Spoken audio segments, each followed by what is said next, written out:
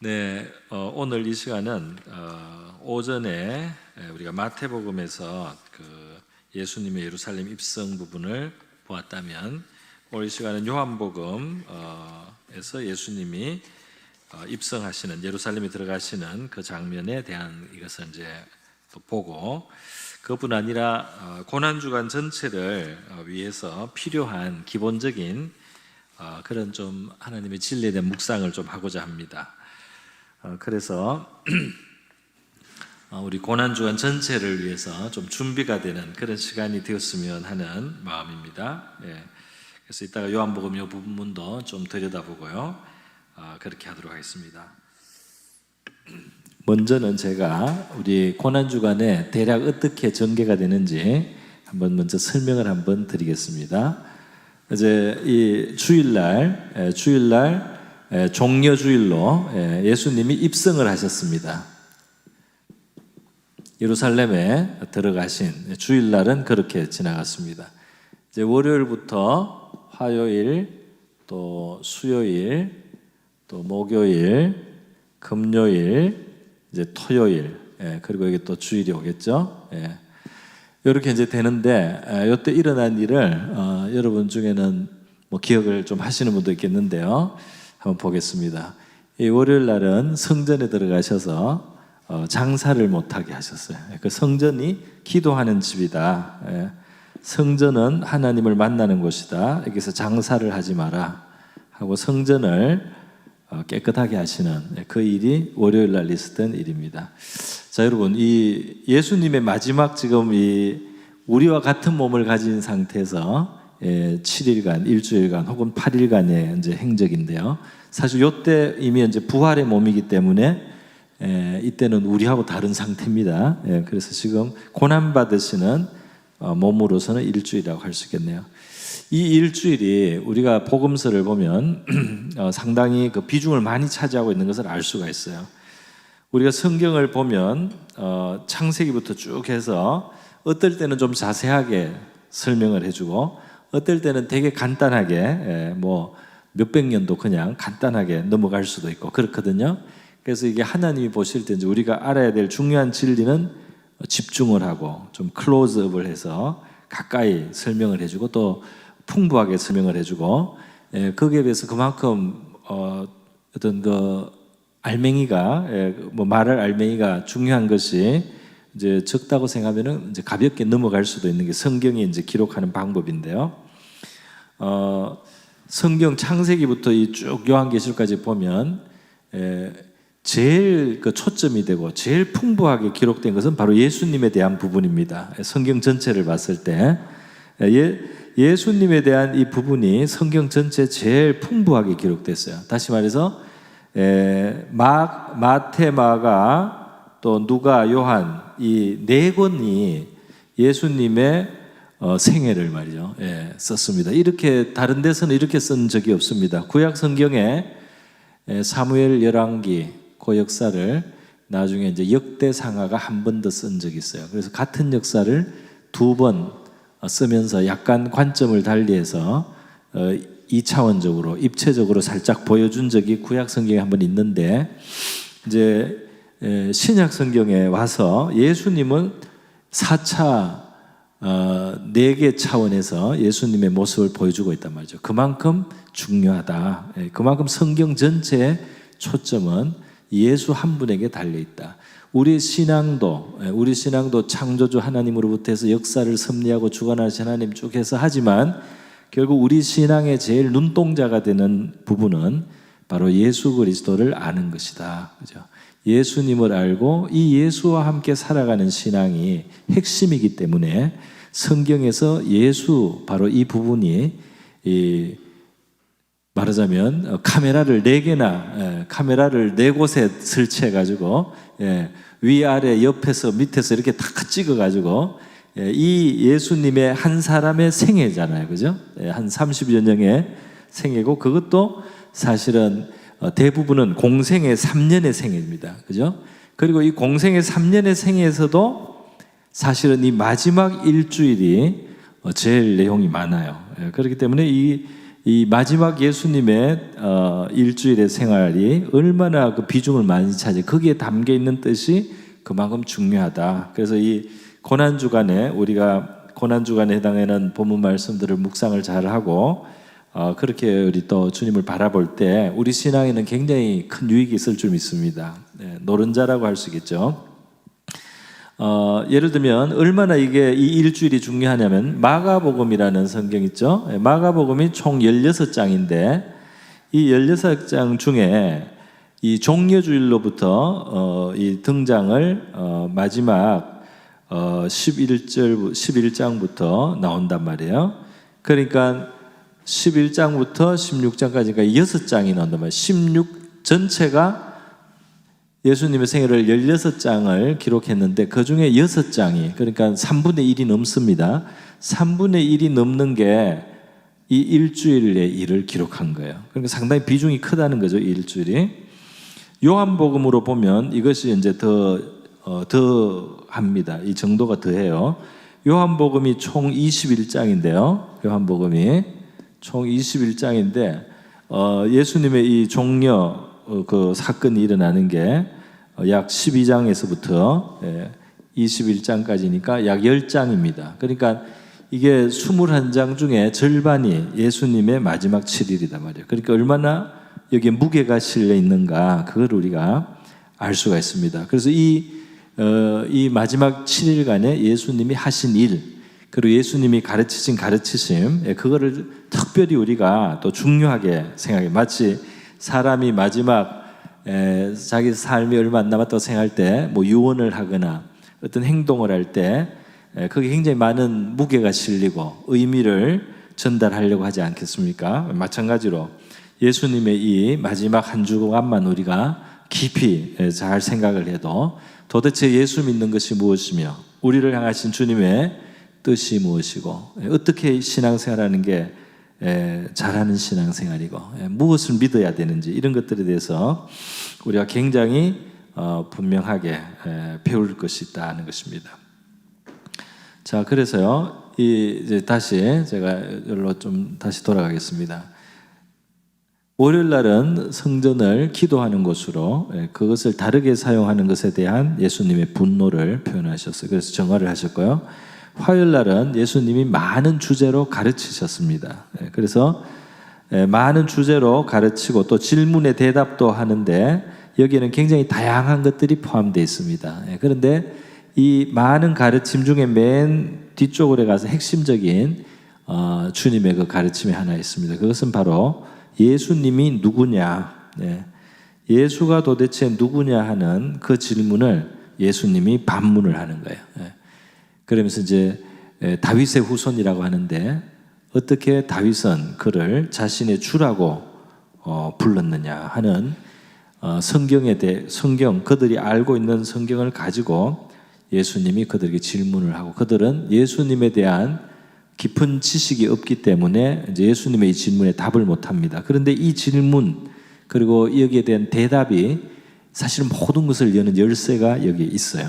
그래서 이 예수님이 누구시냐에 대한 가르침으로 예수님이 이걸 끌고 가셨다는 것을 제가 말씀을 드립니다. 이제 우리가 특별 새벽기도 기간에 바로 이 예수님이 그 각 날에 하신 이제 중요한 이 포인트들을 본문으로 해서 제가 이제 말씀을 설명드리고 우리가 기도를 하도록 하겠습니다. 그게 이제 특별 새벽기도. 자, 수요일 날은 예수님이 이렇게 쭉 3일간 또 뭐 그 앞에서부터 있었겠죠. 일정이 상당한 일정들이 있었고 이날 특별히 가르침이 되게 많습니다. 그래서 이날은 예수님이 조금 중지를 하시고 조금 쉬시는 듯한 그런 느낌이 드는데, 이때 이제 그 향유 옥합을 깨트린 그래서 예수님께 발라드리는 이제 그런 사건이 있었습니다. 예수님을 이제 장례를 준비했다고 예수님 말씀했는데요. 예수님께 헌신한 여인의 아름다운 헌신의 사건이 이제 이 수요일에 있고, 예수님은 어느 정도 이날은 쉬신 날이라고 할 수가 있겠습니다. 그리고 이제 이 굉장히 강력한 이제 3일이 이제 또 있습니다.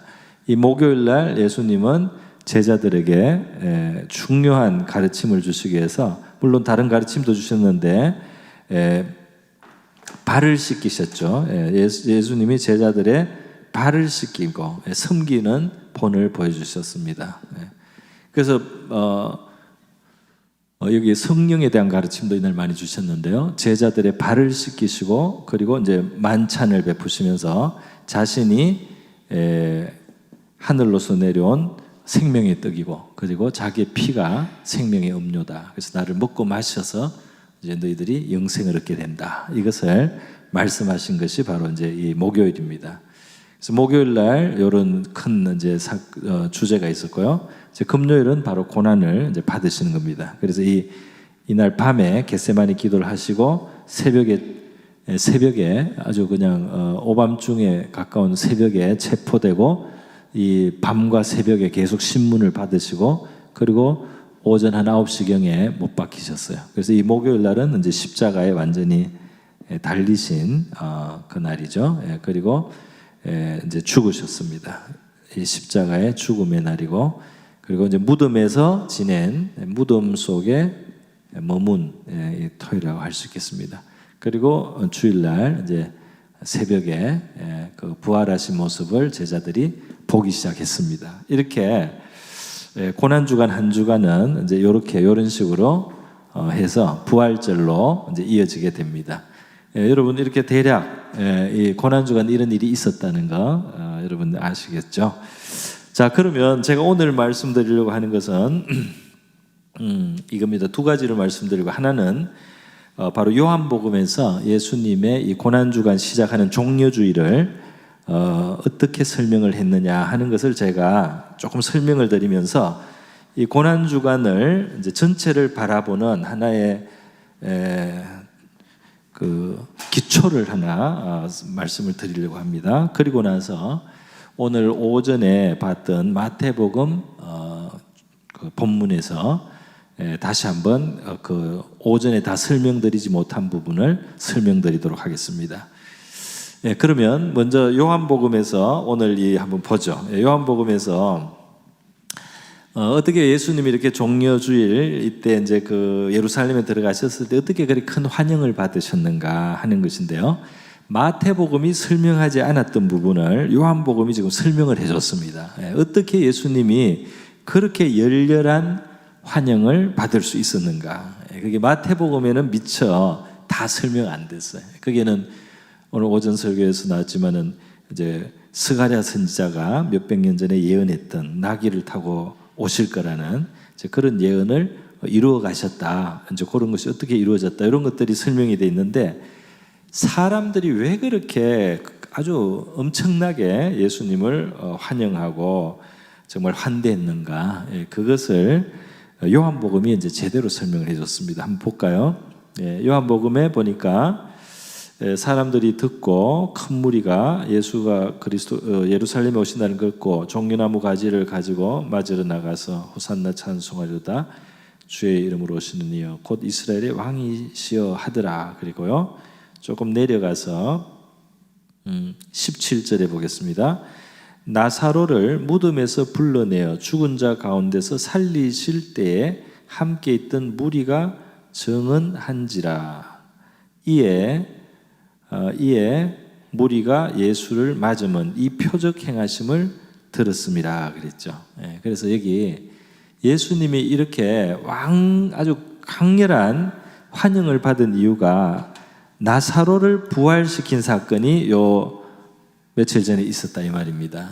그래서 나사로의 부활, 나사로를 부활시킨 예수님의 그 현장에 있었던 사람들이 그 사건을 많은 사람들에게 알려줬어요. 그래서 그거를 들은 사람들이 죽은 사람을 살리신 분이 온다 말이죠. 그렇기 때문에 이렇게 이제 큰 기대를 가지고 엄청나게 예수님을 환영했다는 것을 우리가 알 수 있는 거죠. 그 환영의 정도가 얼마나 강렬했는지 오늘 본문 요한복음 12장 19절에 의하면 바리새인들이 서로 말하되 이들은 이제 예수님을 싫어하고 미워하잖아요.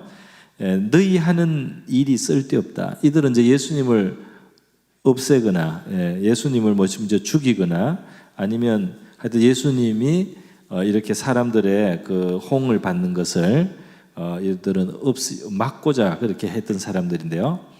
자기들끼리도 너무 극렬한 사람들이 예수님을 그 극렬히 환영하는 걸 보고 우리 하는 일 이런 거 예수를 우리가 뭐 없애거나 뭐 이런 것들이 쓸데가 없다. 보라, 온 세상이 그를 따르는도다 그랬어요. 그러니까 온 세상이 예수를 따를 정도로 그렇게 느껴지는 분위기입니다. 그래서 이 부활의 사건이 예수님을 이렇게 종려주리라 엄청난 환영을 받게 했다는 사실을 우리가 이제 알 수가 있습니다. 자, 그런데 요한복음에서 보면 예수님께서 이 죽음에 이르는 그 과정이 말이죠. 죽음에 이르는 과정이 어떻게 이게 발전을 하는가 하면 이렇게 됩니다. 우리 성경 공부한다고 생각하시고 들어보세요.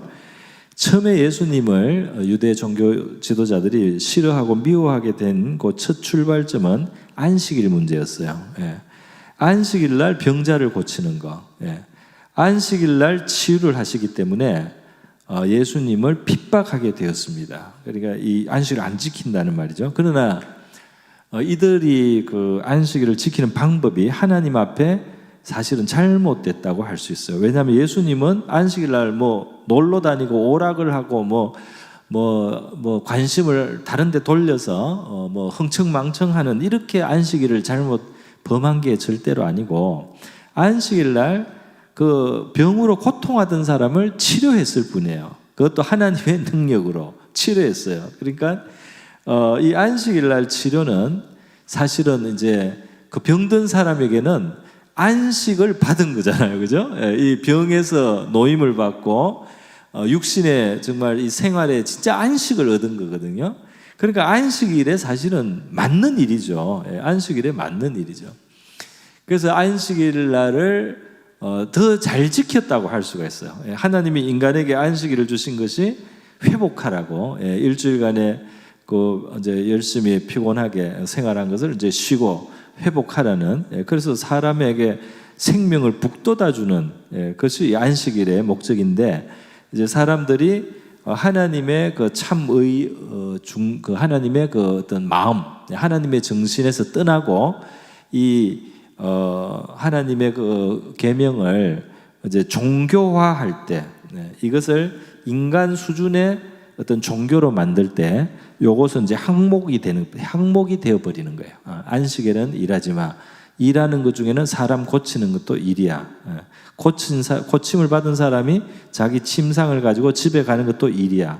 그러니까 안식일 날 사람을 고치거나 고침을 받은 사람이 침상을 들고 집에 가는 거 이거는 안식일을 범하는 거야. 이렇게 이제 근시안적으로 그 본질을 보지 않고 아주 껍데기 중요하지 않은 것을 중요하게 생각하고 그 중심을 보지 않는 겁니다. 그러니까 이게 참 신앙과 우리가 타락한 신앙의 그 차이는 뭐냐? 하나님의 마음과 중심을 먼저 생각하는 것은 참 신앙이요.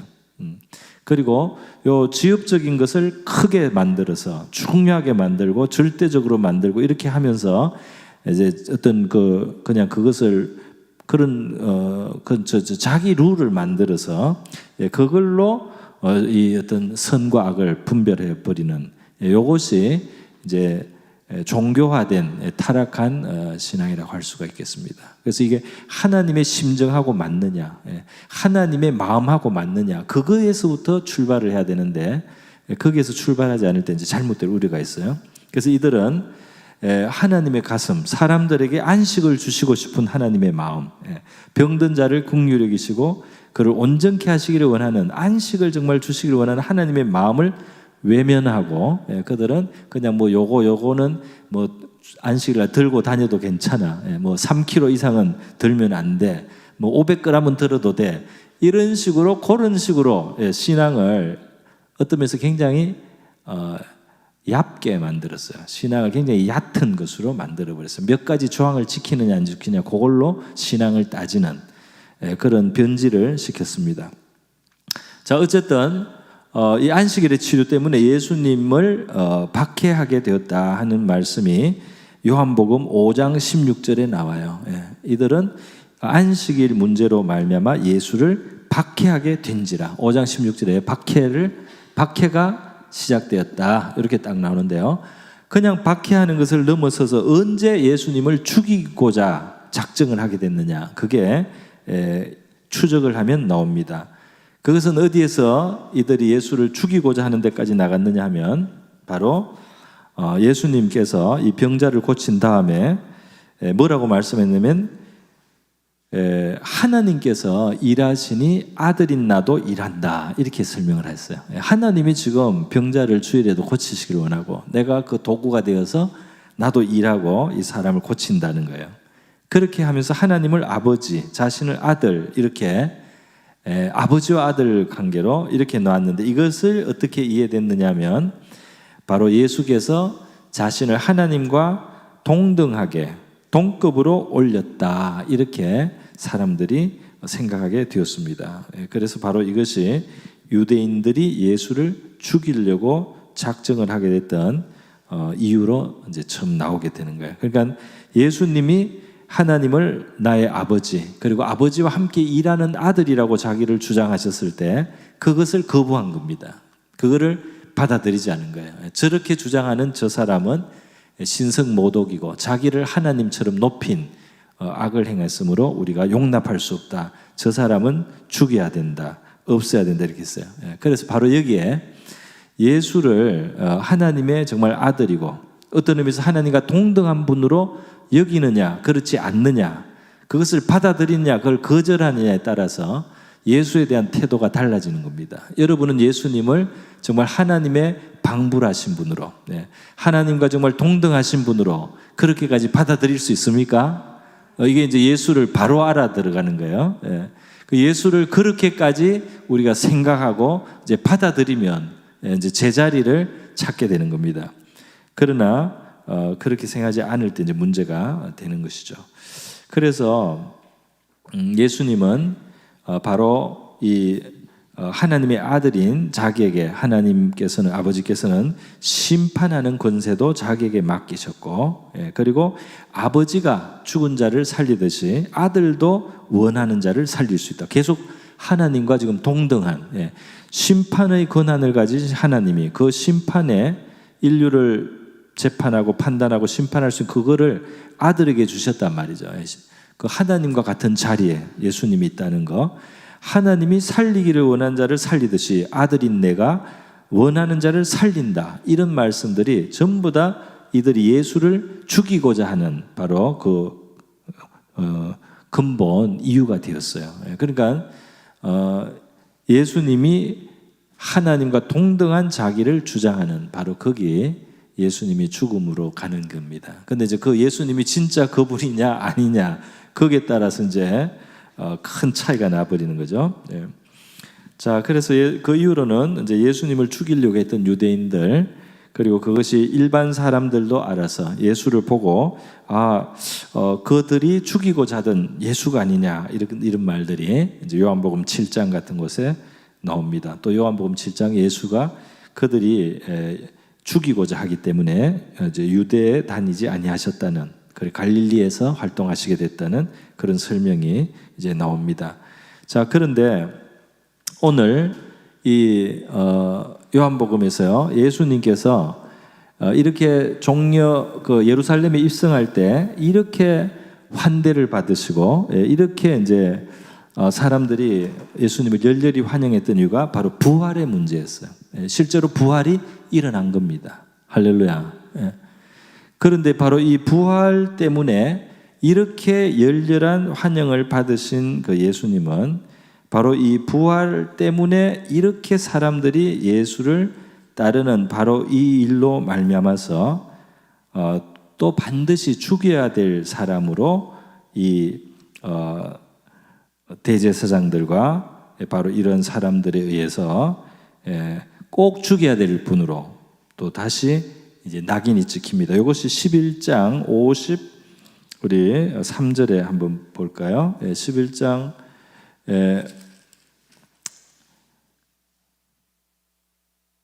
11장으로 한번 가겠습니다. 11장 여러분이 43절에 보면 바로 나사로의 부활 사건이 나와요. 예수님께서 큰 소리로 나사로야 나오라 부르시니 죽은 자가 수족을 배로 동인 채로 나오는데 걸그른 수건에서 이 나사로가 11장에서 부활을 했습니다. 11장에서 여기 지금 종려는 12장이었죠.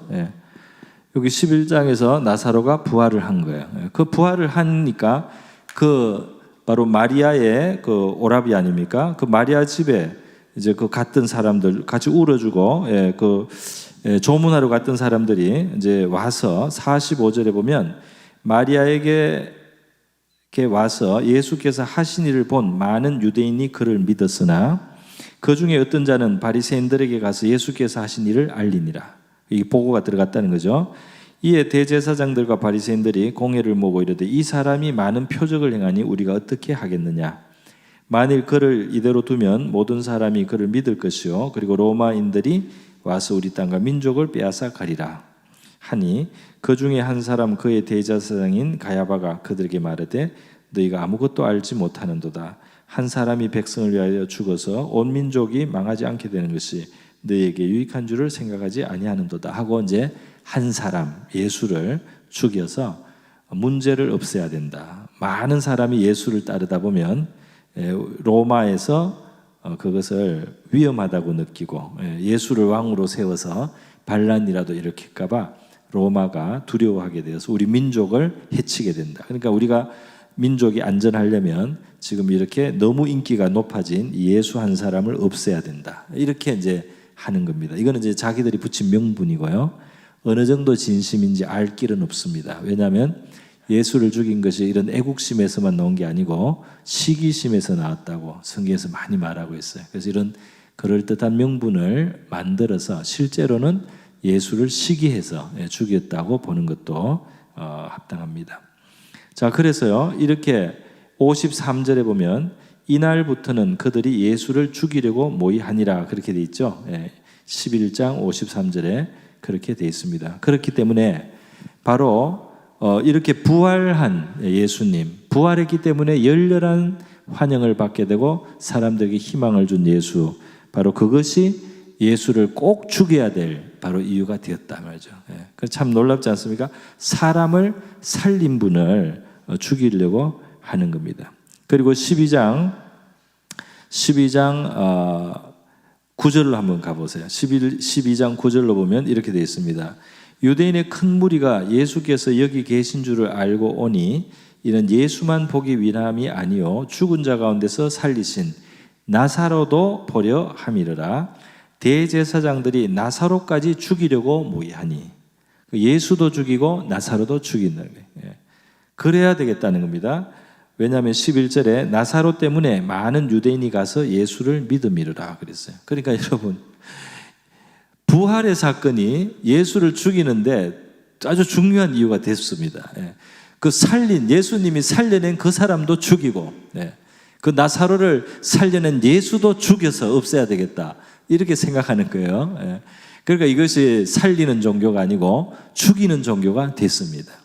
하나님이 살려내신 것을 죽이는 거예요. 그리고 살리는 사람도 죽이는 거예요. 이렇게까지 이 종교가 타락을 했어요. 죽이는 종교가 됐습니다. 우리가 하는 일이 살리는 일이 돼야 될 줄 믿습니다. 이게 살리는 건지 죽이는 건지 생각을 해봐야 되겠어요. 그래서 잘못되면은 그래서 여러분 이 예수님이 종려 주일날 이 엄청난 환대를 받고 가는 데는 두 가지가 하나 겹쳐 있어요. 하나는 결국 이렇게 사람들에게 그 부활을 통해서 사람들의 열렬한 지지를 받기 때문에 이분이 죽음으로 더 나가게 되는 죽음의 배경이 되고 동시에 죽은 자를 살리시는 이분, 바로 그분이 결국 해를 받고 죽임을 당하겠지만 그것이 죽음으로 끝나겠느냐 하는 겁니다. 죽은 자를 살리시는 그분이 그들에 의해서 죽음으로서 끝나겠느냐 하는 거예요. 죽은 자를 이미 사흘이 돼서 썩은 사람을 다시 살려내서 정상적인 사람으로 살려낼 수 있는 그분이 결국 미움을 받아서 죽으면 그것이 끝이 되겠느냐 하는 겁니다. 그렇기 때문에 이 종려주일에 그 열렬한 예수님의 환대 배후에는 부활의 밑그림이 이미 깔려 있다는 사실입니다. 할렐루야.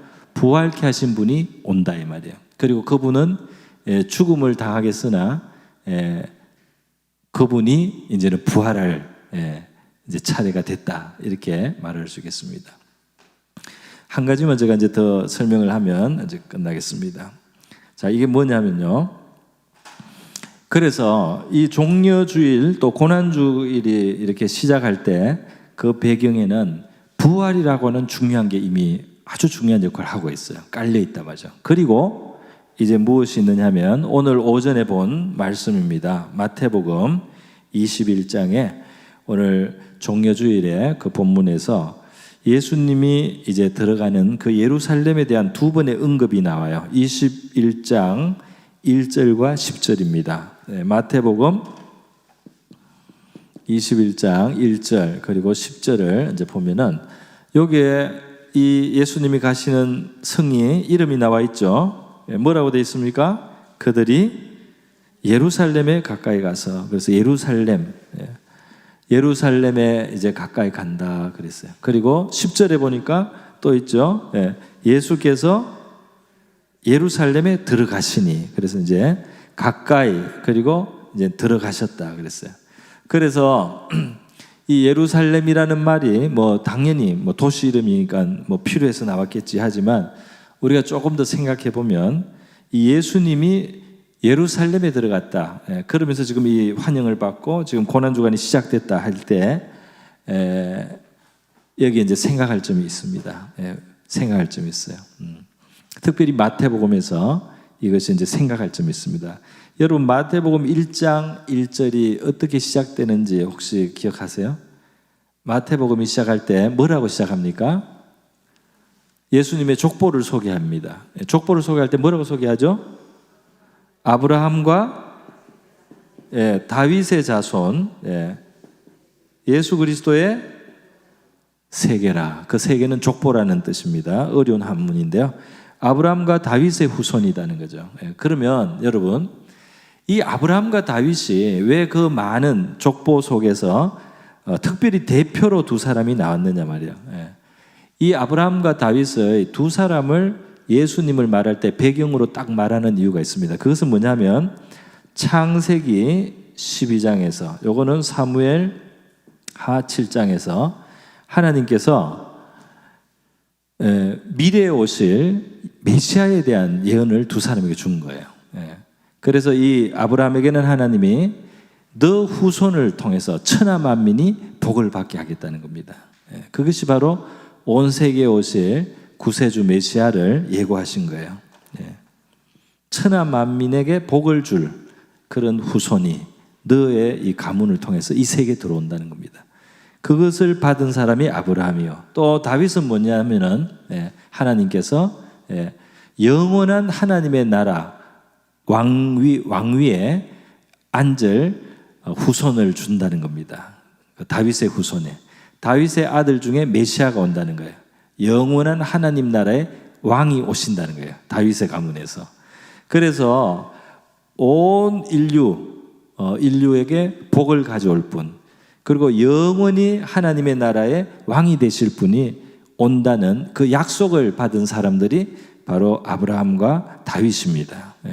그래서 아브라함과 다윗은 예수님을 소개할 때 제일 중요한 배경이 되는 거예요. 그래서 마태복음이 이제 이야기를 시작할 때 여기서부터 시작합니다.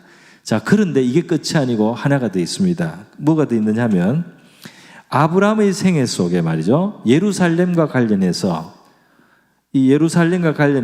아브라함의 생에 중요한 사건이 일어나고 또 다윗과 관련해서도 이 예루살렘과 관련해서 중요한 사건이 일어난다 이 말이에요.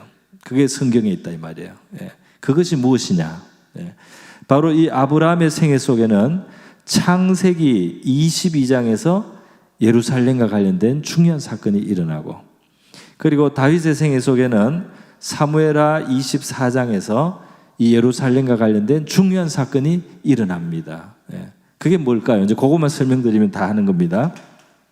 무슨 사건이 일어났냐면 창세기 22장에는 하나님이 이 아브라함에게 독자 이삭을 희생해서 바치라는 그 명령을 주시는 겁니다. 그리고 아브라함이 자기의 독자 이삭을 번제로 하나님 앞에 바치기 위해서 모리아 산이라고 되어 있어요. 하나님이 네 사랑하는 아들 독자 이삭을 데리고 모리아 산으로 가서 내가 지시하는 곳에서 번제로 드리라 그랬어요. 이 모리아가 바로 예루살렘에 있는 언덕이에요. 바로 거기가 예루살렘이 있는 곳입니다. 거기에서 아브라함이 그 이삭을 바치려고 한 거예요. 그래서 지금 성지에 가면은, 이스라엘에 가면 예루살렘 안에 모리아 그 언덕 같은 게 있어요. 그리고 그 뭐 아주 높은 산이 아니고 그냥 우리로 치면 언덕 정도입니다. 그리고 뭐 여기가 아브라함이 이삭을 바치려고 한 데다라고 사람들이 생각하는, 그게 얼마나 정확한지는 모르지만 그런 장소가 실제로 있어요. 그 성전이 있는 곳에. 그래서 이 아브라함의 생애 속에 독생자의 희생이라는 아주 중요한 그 암시가 있습니다. 그리고 그 장소가 예루살렘이다 이거예요. 그런데 다윗의 생애 속에서는 사무엘하 24장에 어떤 일이 일어나냐면은 하나님이 이스라엘 백성들에게 이제 재앙을 내리셨습니다. 뭐 온역 같은 것을 막 내려서 막 수만 명이 죽습니다. 그 이제 사건의 배후는 보면은 하나님이 이스라엘 백성들의 죄에 진노하셨다고 되어 있어요. 그리고 다윗을 격동해서 인구조사를 하겠다고 되어 있어요. 그리고 인구조사를 한 것이 하나님 앞에 잘못된 일이다. 그래서 그것을 빌미로 하나님이 이스라엘 백성들을 이제 그 재앙으로 치시는 겁니다. 그 본문이 좀 이상하죠. 분명히 이스라엘 때문에 진노하셨는데 다윗이 격동해서 다윗이 인구조사를 안 해야 되는데 자기가 하나님 백성을 자기의 어떤 소유인 것처럼 그렇게 이제 숫자를 세하려고 이렇게 숫자 노름을 하다가 하나님이 진노를 이제 표출하기 시작했다. 이런 식으로 그 사무엘하 24장에 기록이 되어 있는데요. 이것은 이제 해석하는 방법이 있습니다. 뭐냐면 백성의 죄가 많았어요. 하나님이 재앙을 내려야 돼요. 그러나 이 재앙을 내려야 되는데 재앙을 못 내리는 이유가 다윗입니다. 다윗이 하나님 앞에 받은 복이 있어요. 그래서 그 백성이 재앙을 안 받을 수가 없어요. 왜냐하면 다윗이 말하자면 하나님 앞에 그 백성을 위한 방패막이 역할을 하고 있습니다. 그 다윗이 하나님을 기쁘게 하고 의를 세운 것이 그 사람이 왕으로 있기 때문에 이 이스라엘 백성들을 하나님이 재앙을 내릴 수가 없어요. 이스라엘 백성은 지금 이 하나님께 심판을 받고 재앙을 받아야 돼요. 그러나 다윗의 의가, 다윗이 하나님을 기쁘시게 하는 그 의가 있고 다윗이 그 백성을 사랑하기 때문에 하나님이 그 백성을 칠 수가 없어요. 그래서 하나님이 꼭 이 백성을 징벌을 해야 될 때가 되고 이제 도수가 넘었다고 생각하셨기 때문에 다윗이 방패막이를 할 수 없도록 만듭니다. 그것이 바로 인구조사라는 실수를 하게 유도를 하신 거예요. 그래서 다윗이 인구조사를 함으로써 실수를 하고 그 의로 그 백성의 방패 역할을 할 수 없게 된 거예요. 그때 하나님이 이스라엘 백성들에게 재앙을 내리셨습니다. 그래서 수만 명이 그 재앙을 당하는 거예요.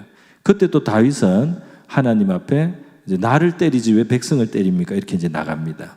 그렇게 했을 때 하나님이 이 다윗에게 제단을 쌓으라고 하는 거예요. 그때 여부수 사람 아리우나의 타작마당을 다윗이 사서 거기에서 하나님 앞에 제사를 드릴 때 이 재앙이 멎습니다. 이 재앙이 멎게 돼요.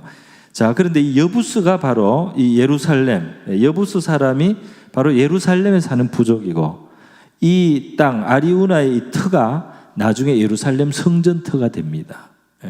그러니까 다윗의 생에도 이 예루살렘에서 제사가 있었다 이 말이에요. 이때 온 백성의 죄를 인한 하나님의 진노와 심판을 멈추게 하는 제사가 있어요. 그리고 그 값을 아리우나가 그냥 왕에게 바치려고 했는데 다윗이 그것을 거절하고 자기가 값을 다 치르고 그 땅도 사고 소도 사고 그 땔감도 사고 해서 다윗이 값을 다 자기가 내서 제사를 드립니다. 그러니까 남의 것으로 생색내는 그런 게 아니고 말이죠. 정말 자기가 희생을 해야만 하나님 앞에 가치가 있다 이렇게 느끼는 거예요. 그 마음이 진실한 거죠. 우리 정말 우리의 마음 속에는 남의 글을 가지고 내 얼굴을 내고 싶은 이런 참 간사한 마음이 있는데, 다윗은 내가 값을 안 치르면 이게 무슨 의미가 있느냐, 내가 하나님 앞에 값을 치러야 되겠다 하고 아리우나가 그냥 가지시라고 하는데도 자기가 값을 다 치러버립니다. 그리고 이제 이게 제단을 쌓을 때 하나님이 받으시는 거예요. 그래서 하늘에서 불러서 응답도 하시고 재앙이 딱 스톱이 됐어요. 그래서 여러분, 바로 하나님께서는 아브라함과 다윗의 후손, 그리고 온 인류, 저주 가운데 떨어진 인류를 영생을 회복하고 하나님과의 복을 회복할 수 있는 구세주, 그리고 영원한 하나님의 나라의 왕, 임금, 완전하신 왕, 그것을 예언해 주셨던 이 아브라함과 다윗의 생애 속에 예루살렘에서 제사를 드리겠습니다. 예루살렘에서 그 제사를 드릴 때 독생자를 바치는 제사, 온 백성을 위해서 자기가 값을 치르고 드리는 제사, 그것을 드리겠다 이 말입니다. 그렇게 하고 그 이제 하나님이 앞으로 하실 일을, 그 하나님이 사랑하는 믿음의 사람들에게 그 흔적을 미리 남기고 암시를 미리 주셨다, 그렇게 할 수 있습니다. 그래서 예수님이 지금 종려 주일에 예루살렘에 입성을 하실 때 말이죠, 입성을 하실 때 여기에는 부활의 그 어떤 그늘이, 부활의 어떤 비추는 빛이 예수님의 종려 주일 입성하시는 그 모습 속에 뒤에서 이 빛을 비춰주고 있어요. 이분은 죽은 자를 살리신 분이요. 이분이 이것 때문에 미움을 받고 죽일 모의를 당하고 있지만 사람을 살리신 이분이 죽음으로 끝날 것인가 하는 그거를 암시를 던지고 있습니다. 동시에 이분이 들어가는 예루살렘이라고 하는 곳은 바로 구세주 메시아가 오실 약속을 받은 사람들이 바로 하나님 앞에 굉장히 뜻깊은 제사를 드려서 그 제사가 하나님을 기쁘시게 하고 백성을 구원하는 바로 그런 일이 일어났던 땅이 예루살렘이다 이 말이죠. 그래서 종려주일에 이 예루살렘으로 들어가시는 이 예수님은 바로 하나님의 독생자로서 죽으시는 분이요, 자기가 값을 다 치르고 백성의 재앙을 건지시고 그치고 백성을 재앙에서 살려내는 분이요, 그러면서 이분은 살리는 분으로 죽었다가 다시 사실 분으로 예루살렘으로 들어가고 계시단 말이에요. 그래서 이 종려주일날 이 예루살렘으로 들어가시는 이 예수님께는 십자가의 희생의 제물이 되시는 바로 그 일과 그리고 그 이후에 있을 부활의 일들까지 이미 종려주일부터 그 흔적을 보이고 미리 그것이 배경으로 암시가 되고 있다, 이렇게 우리가 생각해 볼 수도 있겠습니다. 네, 여러분 조금 혹시 좀 복잡하게 느껴지실지 모르겠는데요, 성경을 우리 같이 공부했다고 생각하시고요, 성경은 우리가 생각보다 굉장히 정교하기도 하고 깊기도 하고 또 풍부한 내용들을 가지고 있습니다. 그리고 바로 이러한 내용들이 성경에 굉장히 굵직한 뼈대라는 사실을 우리가 함께 기억하면 좋겠습니다. 그래서 뭐 엉뚱한 소리 하는데 우리가 솔깃하지 말고 바로 이렇게 큰 주제, 예수님에 대한 주제, 그의 제사, 그의 부활이 성경에서 얼마나 중요하게 생각하는 것인가, 그것을 우리가 기억할 수 있으면 좋겠습니다. 하나님의 모든 지혜, 오묘함 속에서 하나님의 독생자가 오시고 모든 일들을 이루셔서 수천 년 동안, 바로 이 아브라함은 예수님이 오시기 2000년 전의 사람이고 다윗은 예수님이 오시기 1000년 전의 사람이에요. 1000년에 한 번씩 하나님께서 자기 마음에 합하는 사람들에게 계시를 해주시고 그것이 이루어진 겁니다. 할렐루야. 오늘 우리 예수님이 이제 오셨다 가신 지 한 2000년쯤 되잖아요. 하나님 보실 때는 뭐 큰 시간이 아닌 것 같아요. 이제 이 예수가 언젠가 다시 오시는 날이 있을 줄 믿습니다. 예.